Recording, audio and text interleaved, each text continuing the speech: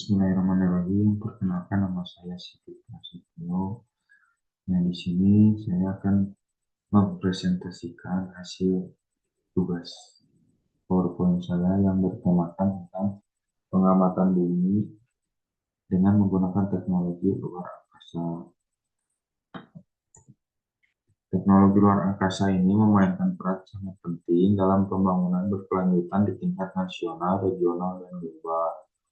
Teknik observasi bumi modern dan maju sangat penting di antara teknik tradisional yang ada.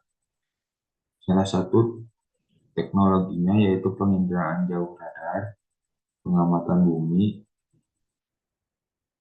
yang bisa menghasilkan dan menjanjikan untuk masa depan. Yang salah satu tekniknya yaitu INSAR atau Interferometric SAR. Interferometric SAR atau INSAR adalah teknik penginderaan jauh radar yang canggih untuk menggabungkan gambar kompleks radar apertur sintetis atau SAR untuk membentuk interferogram dan memanfaatkan kontribusi fasenya terhadap topografi tanah, pergerakan, permukaan, dan kecepatan target. Untuk sistem pengamatan bumi, itu perlu ditekankan bahwa salah satu penggunaan satelit yang paling penting dan kontroversi saat ini adalah untuk memantau lingkungan bumi. Salah satu satelit populer untuk pengamatan bumi yaitu Episat. Adalah satelit pengamatan bumi yang mengorbit kutub yang canggih, menyediakan pengukuran atmosfer, lautan, daratan, dan es. Satelit ini diluncurkan pada bulan Maret tahun 2002 dengan roket Ariane 5 ke orbit kutub sejauh 800 km oleh Badan Antariksa Eropa atau ESA. Sistem pengamatan bumi ini dibagi menjadi dua teknik, yaitu ada teknik radar dan SAR dan teknik INSAR. Untuk teknik radar dan SAR, metode pengamatan bumi yang menggunakan gelombang mikro untuk memperoleh informasi permukaan tanah tanpa bergantung pada cahaya matahari atau kondisi cuaca. Untuk teknik INSAR atau Interferometric SAR adalah teknik baru yang dicapai dalam sistem penginderaan jauh menggunakan radar. Dengan menggunakan teknik INSAR, model elevasi digital atau DEM yang sangat presisi dapat dihasilkan yang memiliki keistimewaan presisi tinggi dibandingkan dengan metode yang digunakan secara tradisional. Satelit untuk pengamatan bumi pertama kali digunakan yaitu untuk tujuan mengamati bumi, yaitu satelit Explorer 7 yang diluncurkan pada bulan Oktober tahun 1959. Satelit ini dilengkapi dengan sensor inframerah yang dirancang untuk mengukur jumlah panas yang dipantulkan oleh bumi. Selanjutnya ada satelit pengamatan bumi awal yang paling penting adalah anggota seri Nimbus. NASA meluncurkan 8 satelit Nimbus antara tahun 1964 dan 1978. Meskipun mereka dimulai sebagai bagian dari program satelit cuaca, nah, satelit Nimbus ini bukanlah satelit cuaca tetapi membawa sejumlah instrumen untuk mengukur suhu dan kelembaban atmosfer. Pada bulan Juli tahun 1972, NASA meluncurkan kembali satelit teknologi sumber daya bumi atau IRTS-1 ke orbit.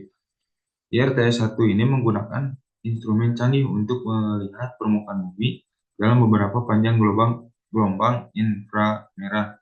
Sensor ini memungkinkan para ilmuwan untuk menilai pertumbuhan vegetasi, memantau penyebaran kota, dan melakukan banyak pengukuran lain tentang bagaimana permukaan bumi berubah. Terus ada pada pertengahan 1970-an, NASA juga melakukan banyak eksperimen pengamatan di atas stasiun luar angkasa atau Skylab. Skylab digunakan untuk menyempurnakan instrumen pada satelit lain seperti Landsat. Pada tahun 1978, NASA juga meluncurkan SeaSat, satelit pengamatan laut, dengan radar aperture sintetis atau SAR. SAR ini bekerja untuk mengambil beberapa gambar radar dari posisi yang berbeda dan menggabungkan untuk menghasilkan gambar tunggal yang lebih detail. Radar CSAT menghasilkan gambar terperinci dari permukaan lautan, memberikan data berharga tentang ombak dan interaksi permukaan laut dengan angin. Terus ada kira-kiranya sekitar waktu yang sama, Amerika Serikat juga bereksperimen dengan CSAT. Uni Soviet meluncurkan serangkaian satelit serupa yang dikenal sebagai Ocean. Kemudian selama akhir tahun 1980-an, Uni Soviet juga mengorbitkan beberapa satelit radar besar. Terus selanjutnya, pada tahun 1990-an dan tahun 1990-an, NASA juga bersama dengan peserta Jerman dan Italia melakukan beberapa misi Space Shuttle yang membawa SAR besar di ruang muatan Shuttle. Radar ini yang disebut SIR untuk Stark Imaging Radar, menghasilkan peta topografi dan sebagian besar permukaan bumi. Selanjutnya, pada tahun 1992, roket Ariane 42P meluncurkan pesawat ruang angkasa bernama Topex atau Poseidon, sebuah badan antariksa gabungan Prancis, dan pesawat luar angkasa NASA dilengkapi dengan altimeter radar untuk memungkinkan mengukur topografi laut atau fitur permukaan tanah. Selanjutnya, pada tahun 2002, Badan Antariksa Eropa meluncurkan satelit pemantauan lingkungan besar bernama Evisat di atas roket Ariane 5. Penerus IRS-1 dan 2 dirancang untuk mengambil pembacaan simultan dari berbagai fitur atmosfer dan terestrial dan berkontribusi pada pemahaman tentang perubahan global. Untuk penerapan penginderaan jauh radar dan teknik SAR, INSAR adalah pemrosesan data radar yang canggih untuk menggabungkan gambar sintetik, aperture radar atau SAR, single look complex atau SLC untuk membentuk interferogram dan memanfaatkan kontribusi fasenya untuk menghasilkan DEM, deformasi permukaan dan peta gerakan dan kecepatan target. Untuk penerapan penginderaan jauh radar dan teknik SAR, DEM yang dapat dihasilkan melalui metode berbeda dengan klasifikasi dalam. Ini ada 3 kelompok yang merupakan generasi DEM dengan pengukuran geodesik, fotogrametri, dan penginderaan jauh.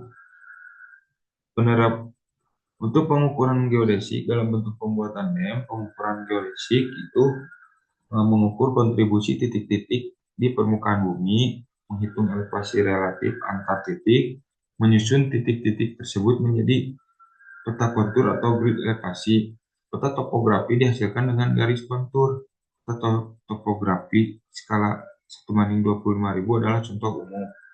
Nah, di sini bisa dilihat contohnya seperti garis-garis yang memiliki nilai ketinggian.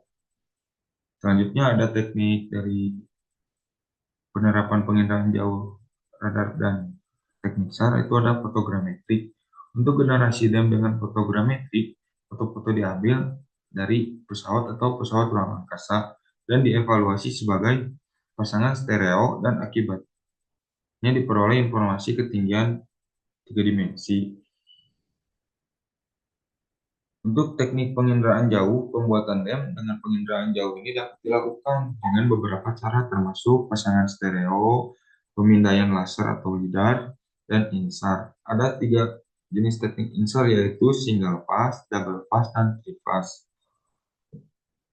Untuk teknologi luar angkasa dalam pemantauan mitigasi, ini adalah contohnya ya teman-teman untuk teknik penginderaan jauh yang besar. Ini ada teknologi luar angkasa dalam pemantauan mitigasi dan kesisiapan bencana. Salah satu dampak utama dari perubahan global adalah bencana alam. Bencana alam ini dapat menjadi indikator signifikan untuk masalah di atas. Bencana alam semakin menjadi perhatian global dan dampak serta tindakannya di satu wilayah dapat berdampak pada bencana di wilayah lain dan sebaliknya. Untuk pemantauan bencana atau monitoring, teknik ini sangat bisa dilakukan, yaitu dengan teknologi luar angkasa melalui satelit pengamatan bumi atau Earth Observation, memungkinkan kita memantau kondisi lingkungan secara real time dan kontinu dari luar angkasa. Ya, contohnya seperti stasiun BMKG untuk memantau suatu cuaca, arah angin atau kondisi cuaca ekstrim. Nah, di sini ini contohnya untuk pemantauan bencana atau memonitoring bisa cuaca ekstrim, yaitu termasuk badai tropis, siklon, angin kencang. Bisa digunakan untuk perubahan suhu permukaan laut, yaitu indikator El Nino dan La Nina, kondisi kelembaban tanah atau indikator kekeringan. Terus ada contohnya kembali ada tinggi muka air untuk prediksi banjir dan pergerakan tanah dengan radar INSAR. Nah, untuk kebakaran hutan juga ini bisa menggunakan teknik radar atau penginderaan jauh dengan menggunakan sensor thermal. Untuk pemantauan bencana juga di sini ada salah satu hasilnya, yaitu ada citra Landsat, yaitu untuk pemantauan perubahan tutupan lahan dan vegetasi. Terus ada Sentinel-1 yang bisa mendeteksi pergerakan tanah dan banjir. Terus ada citra Aqua Modis, yaitu untuk mengetahui suhu, awan, kebakaran es, dan kualitas udara. Untuk mitigasi bencana ini sangat bisa, yaitu upayanya untuk mengurangi dampak atau risiko bencana sebelum bencana terjadi, dan teknologi ruang angkasa ini memainkan peran besar di sini. Untuk mitigasi bencana itu yang pertama ada dibuatkan peta zonasi resiko, yaitu dibuat dari data DEM, terus data vegetasi dan geologi. Untuk pemantauan daerah rawan ini sangat bisa, yaitu contohnya pemantauan daerah rawan longsor, rawan gempa, rawan banjir, dan rawan kekeringan. Untuk perencanaan tata ruang itu menghindari pembangunan di daerah berisiko tinggi. Untuk analisis histori yaitu membandingkan data satelit sebelumnya dan dengan yang sesudah bencana. Untuk untuk mitigasi bencana menggunakan INSAR ini itu memantau deformasi tanah di wilayah vulkanik dan menggunakan data elevasi untuk merancang atau merencanakan sistem drainase banjir. Kesiapsiagaan bencana juga sangat bisa menggunakan penginderaan jauh dan SAR. Untuk kesiapsiagaan bencana adalah segala bentuk perencanaan, tindakan, dan strategi yang dilakukan sebelum terjadinya bencana dengan tujuan agar masyarakat, pemerintah, dan sistem penanggulangan bencana dapat merespons secara tepat, cepat, dan efektif ketika bencana terjadi. Di sini ada contohnya, ada sistem peringatan dini atau early warning system untuk bisa untuk bencana tsunami dan pemetaan risiko dan zonasi bahaya.